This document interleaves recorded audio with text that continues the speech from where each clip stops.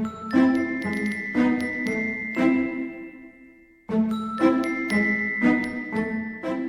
upon a time, Gautam Buddha was visiting a village. While he was entering the village, one man asked him, "Does God exist?" Gautam Buddha replied, "No, absolutely not." The man went after hearing the answer. In the afternoon, another man came and asked, "Does God exist?" Buddha replied, "Yes. Of course." Later in the evening, another person came and asked, "Does God exist?" Buddha did not answer and kept silence. Then he closed his eyes. On seeing this, the man also became silent and closed his eyes. Then something transpired in the silence.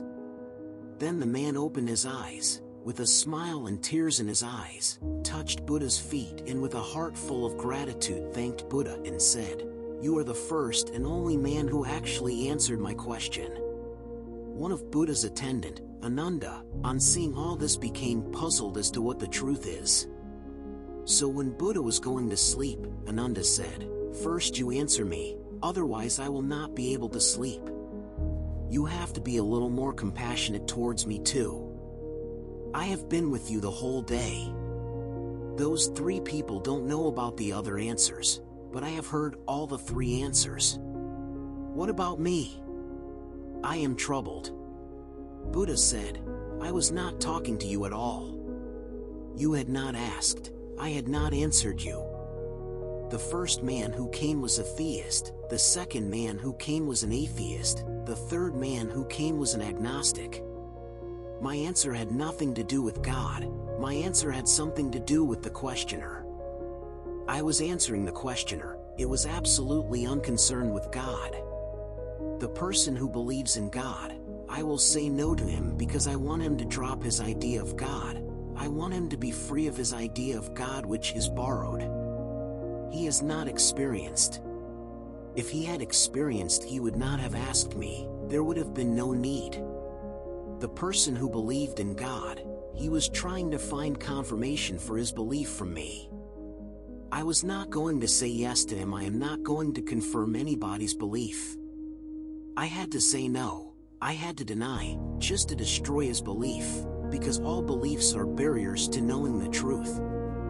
Theist or atheist, all beliefs, Hindu or Christian or Mohammedan, all beliefs are barriers. The person who did not believe in God also only had a belief that needed to be broken. Else he would never start to search the truth and will only accept his belief as truth.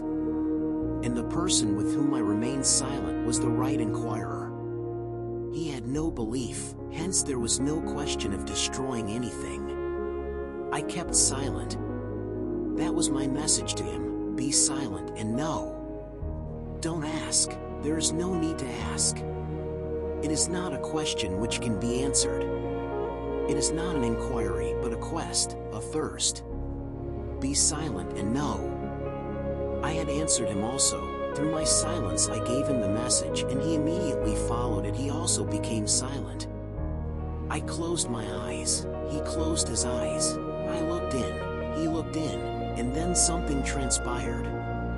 That's why he was so much overwhelmed. He felt so much gratitude, for the simple reason that I did not give him any intellectual answer. He had not come for any intellectual answer. Intellectual answers are available very cheap. He needed something existential, he needed a taste. I gave him a taste.